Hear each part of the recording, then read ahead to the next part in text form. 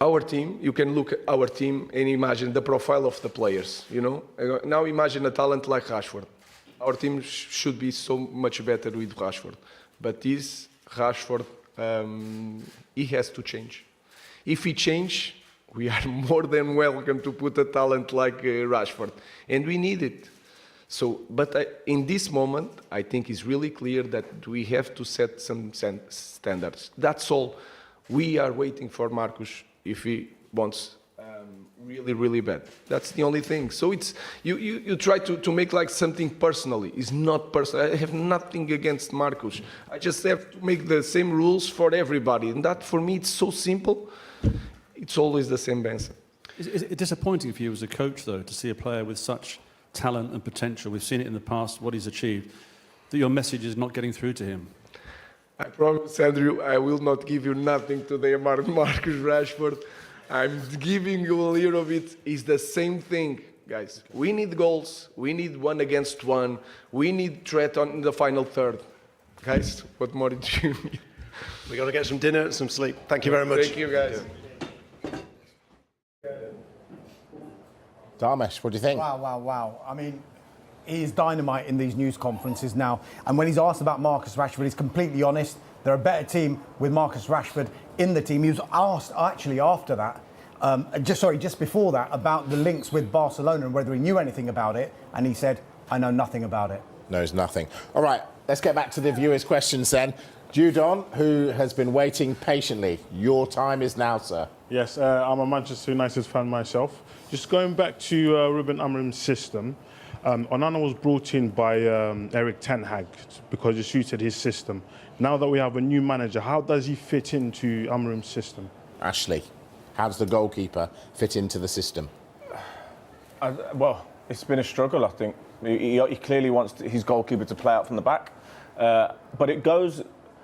There's so many of those Manchester United players that are struggling in this system. I think De Ligt is struggling in possession. The team is struggling very in possession more than anything. So Onana, yes, I think he's a good goalkeeper, good shot stopper. I don't think he's comfortable enough with the ball at his feet, which we've seen clearly in previous games. So that's an area for concern. What surprises me is that goalkeepers can't get better with their feet at this stage in their career. It really surprises me because you'd work on something like that. And then they would get better, you'd think, but they seem to not. But there's a lot. You've mentioned Onana. I don't think that's Manchester United's biggest problem at the minute. Nice one. Nick, you're next. So I'm an Arsenal fan and Arsenal season ticket holder. We've got, just had to put that out there. Obviously great to hear a lot of Arsenal noise today. So we're after a striker. There's a few options. There's obviously the bid for Ollie Watkins. There's Sesko, there's Tel, there's Duran, possibly. Which one do you think is suited to Arsenal with the way we play? Ashley. Ollie Watkins. Why? Because I think that what Arsenal struggle with a little bit is sometimes there can be a kind of a one-trick pony. We know they like to go down the right-hand side. I think Ollie Watkins would give them a different dynamic of running in behind. For a centre-half, it's so difficult to deal with. You have to honour that run, which now gives a lot more space for all those players like Odegaard and the creative midfield players. I don't think Havertz gives them that. So I think Ollie Watkins is one of the best number 9s at running forward, giving you an out ball, a clearance that he gets onto the end of. So for me, he would be the best choice out of all the ones you mentioned. Luther, you're next.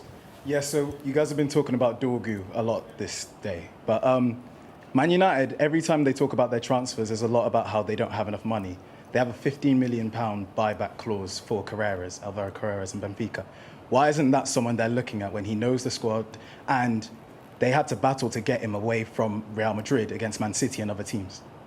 Dharmesh. So they were considering him.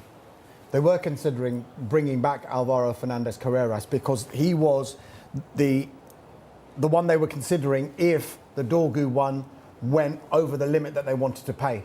But there was still no guarantee that if the Dorgu one hadn't happened, and we're still waiting for that to get totally finalised, that they would have still gone for Fernandez Carreras. They might have just said, look, let's just keep Malacia and will move on and in the summer. So I think what United are trying to do with their transfers now, we've seen before, like if they don't get the first target, they have to bring a player in.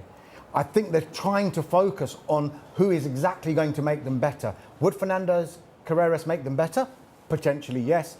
But they think Dorgu is the number one target. And that's why they focused on him. And they had that in the background. And now they can allow Malacia to leave. And Real Betis have made inquiries about Malacia already as well.